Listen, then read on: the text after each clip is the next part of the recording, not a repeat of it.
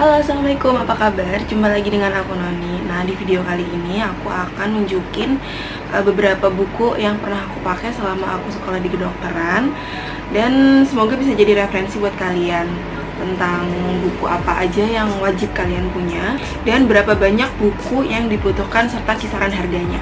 Oke, buat yang baru nemuin YouTube channel ini, jangan lupa ya subscribe di YouTube channelku, terus di like videonya. Nanti aku akan kasih tahu ke kalian tentang beberapa soft copy buku atau e-book yang aku punya. Dan aku mau disclaimer dulu bahwa video ini dibuat berdasarkan pengalaman pribadi. Setiap orang punya preferensi cara belajar masing-masing, termasuk kebutuhan bukunya. Ada yang dia memang butuh textbook, ada yang cukup dengan e-book, begitu ya. Oke, kita mulai ya. Jadi sebenarnya secara garis besar mahasiswa kedokteran itu belajar dari berbagai macam sumber gitu ya. Jadi berbagai macam sumber bisa dari slide kuliah dosen, tentir, dari hasil diskusi, buku panduan praktikum, jurnal-jurnal, terus guideline terbaru dari konsensus, dari website-website resmi yang memang diakui secara resmi begitu, serta textbook. Nah, untuk textbook sendiri itu juga ada beberapa macam. Ada yang bentuknya e-book, ada yang dalam bentuk buku cetak begitu. Ada juga yang berbahasa Indonesia, ada juga yang berbahasa Inggris. Nah, itu kembali lagi ke preferensi kalian. Ada yang lebih nyaman menggunakan bahasa Inggris karena tidak ada perubahan bahasa di situ, dan ada juga yang mungkin lebih memahami kalau menggunakan bahasa Indonesia. Nah, kali ini kita akan fokus ke buku-buku kedokteran dulu ya. Kita bagi menjadi dua, jadi fase preklinik dan fase klinik atau koas. Jadi kan mungkin yang sudah nonton di video aku sebelumnya, jadi kalau misalkan mahasiswa kedokteran itu kan dibagi menjadi dua tahap. Yang pertama tahap preklinik, yang kedua adalah tahap koas atau klinik gitu. Nah, itu nanti bukunya juga beda-beda yang dibutuhkan. Oke, kita bahas dulu ya untuk buku yang wajib dimiliki pada fase preklinik, yaitu 7 semester pertama. Jadi kita harus tahu pelajaran apa aja yang ada di situ. Jadi selama preklinik secara garis besar aku punya beberapa buku. Intinya kalau misalkan preklinik itu kita lebih belajar ke ilmu-ilmu dasarnya. Ilmu-ilmu dasar seperti anatomi, fisiologi. Terus untuk praktikum ada juga buku praktikum yang memang diterbitkan oleh Departemen Anatomi, dan itu pasti aku beli juga. Yang pertama untuk buku fisiologi. Nah, untuk buku fisiologi yang aku punya berada beberapa jenis buku fisiologi yang ada ya, yang ditawarkan dan yang sering dipakai. Yang aku pakai di sini aku punya Sherwood yang bahasa Indonesia. Karena pas itu aku baru masuk kan, berarti dari SMA belum terlalu beradaptasi, dan aku lebih nyaman menggunakan bahasa Indonesia saat itu, dan aku lebih suka untuk mencoret-coret. Makanya pas itu aku beli buku Sherwood dan dalam bahasa Indonesia. Tapi pas itu aku belinya di Barel. Terus yang kedua adalah buku anatomi. Nah, untuk jenis buku anatomi juga macam-macam. Mungkin kalian nggak asing ya dengan buku yang 3 paket itu, Sobota. Nah, kalau Sobota itu memang dia ada 3 paket, dan itu memang sering banget dipakai sama anak-anak kedokteran. Cuma harganya memang nggak murah karena kan dia ada 3 buku, sekitar 2 jutaan lebih. Nah, sementara aku itu kemarin pakai buku Yokochi.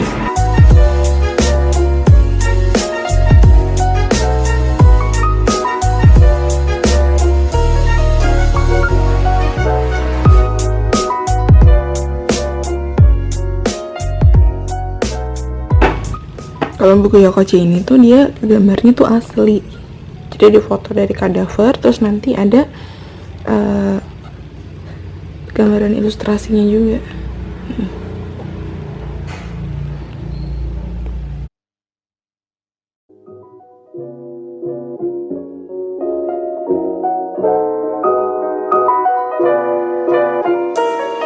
Nah, selain itu nih ada juga buku-buku anatomi yang aku punya, yang ada di e-book, bentuknya ada banyak. Biasanya kalau aku belajar anatomi dulu, jadi lihat buku cetak textbook yang print out, aku lihat dengan print kuliah, kita tandai mana yang perlu kita tahu, mana yang kita perlu baca. Terus habis itu kita lihat juga di e-book. Terus selanjutnya ada juga yang aku punya adalah buku farmakologi. Terus selanjutnya ini aku juga punya ini buku metodologi penelitian. Sebenarnya nanti kalian bisa ikuti apa yang ada di kampus kalian ya. Kalau misalnya memang sebagian besar menggunakan buku itu atau rekomendasi dari dosen yang mengajar kalian menggunakan buku tertentu, kalian bisa pakai itu.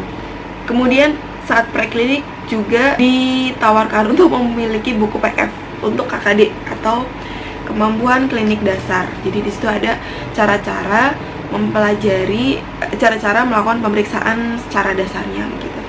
Tapi pas itu aku nggak beli, jadi setiap modul kan belajar KKD-nya kan setiap modul nih, misalnya modul pemeriksaan tertentu, misalkan modul jantung ya, berarti kan pemeriksaan jantung paru misalnya.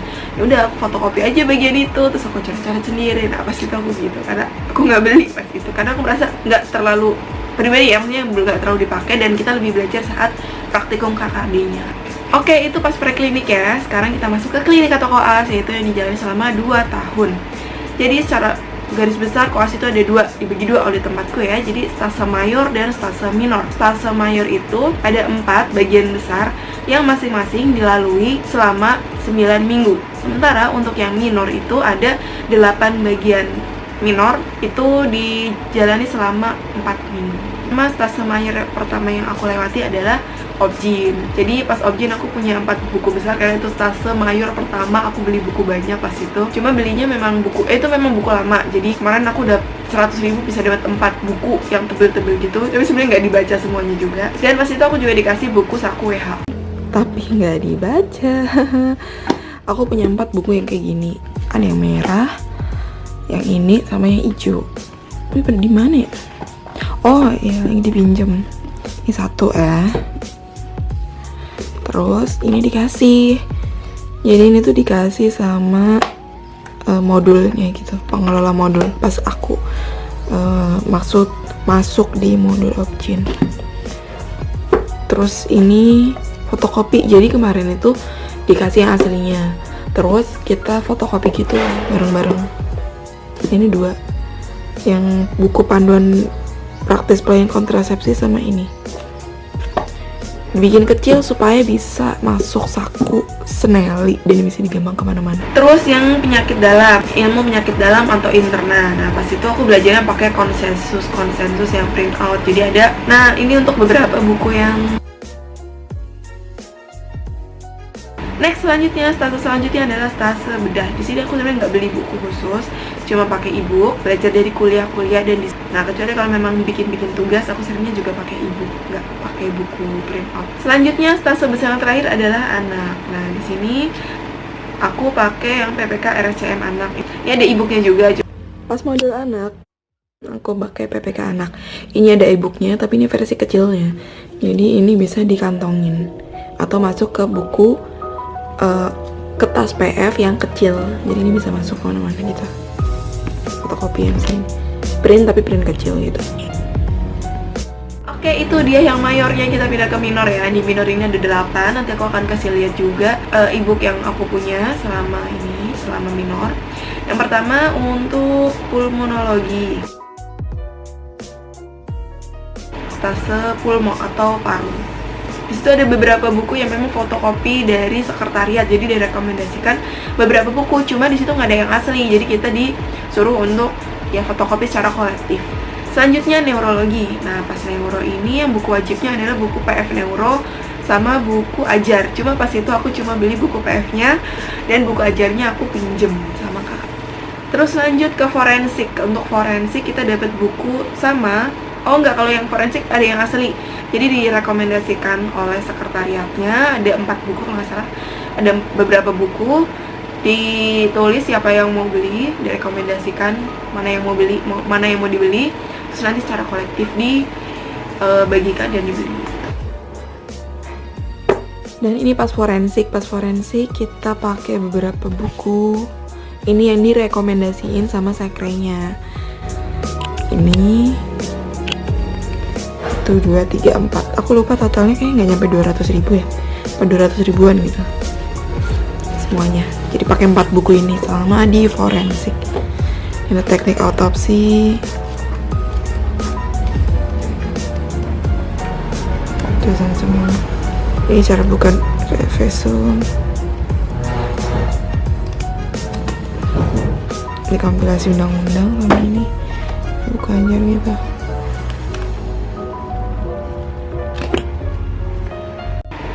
Kardiologi. Kalau kardiologi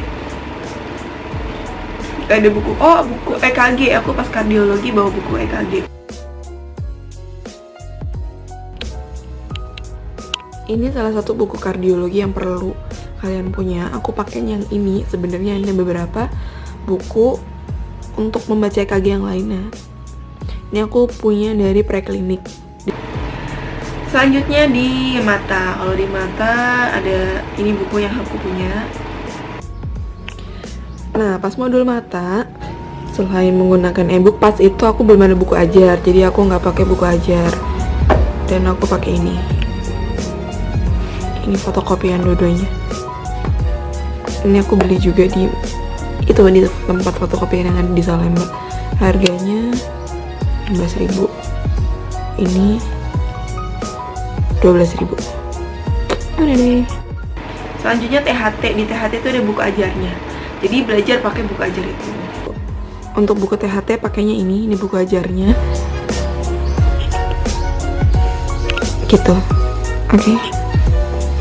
Untuk kulit, nah buku kulit ini aku punya 2 buku ya, yang buku ajar sama atlas.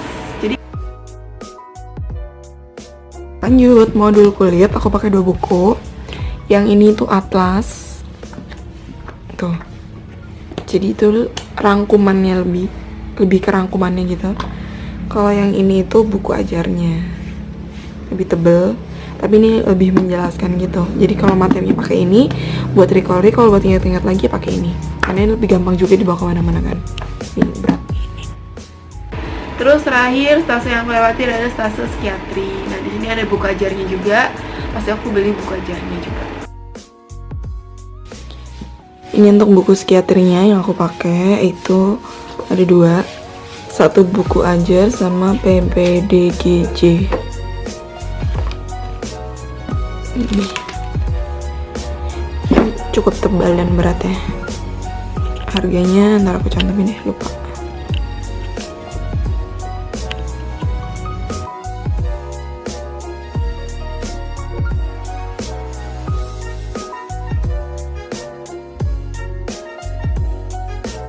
Jadi memang kadang perlu dipertimbangkan mana buku yang kalian perlu beli, yang wajib banget kalian beli, dan mana yang sebenarnya nggak usah.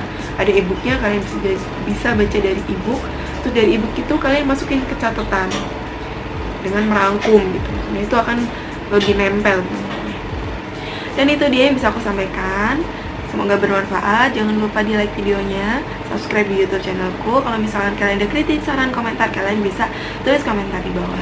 Oke, terima kasih. Mohon maaf kalau misalkan masih ada kekurangan dan kesalahan. Sampai jumpa di video selanjutnya. Dadah. Wassalamualaikum warahmatullahi wabarakatuh.